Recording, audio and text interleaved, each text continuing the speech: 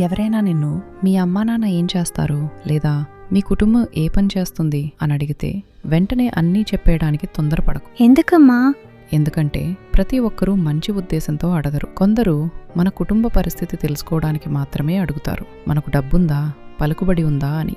దాన్ని బట్టి నీతో ఎలా ప్రవర్తించాలో నిర్ణయించుకుంటారు. వారికి తెలిసిన తర్వాత ఆ విషయాలను ఇంకొంతమందికి కూడా చెప్పొచ్చు. మన కుటుంబం బాగుంటే కొందరు నువ్వు గొప్పలు చెప్తున్నావని అనుకోవచ్చు. నెమ్మదిగా నీకు దూరం అవ్వచ్చు లేదా నీ వెనుక మాట్లాడుకోవచ్చు. ఒకవేళ మన పరిస్థితి బాగోలేకపోతే కొందరు పైకి మంచిగా కనిపిస్తూ నీతో స్నేహం చేయొచ్చు, కానీ లోపల మాత్రం నిన్ను ఈజీగా వాడుకోవచ్చని అనుకుంటారు. కష్టమైన పనులు నీ మీద వేసి కనీసం నీకు గుర్తింపు కూడా ఇవ్వకపోవచ్చు. అందుకే ప్రతిదీ అందరితో షేర్ చేసుకోవాల్సిన అవసరం లేదు.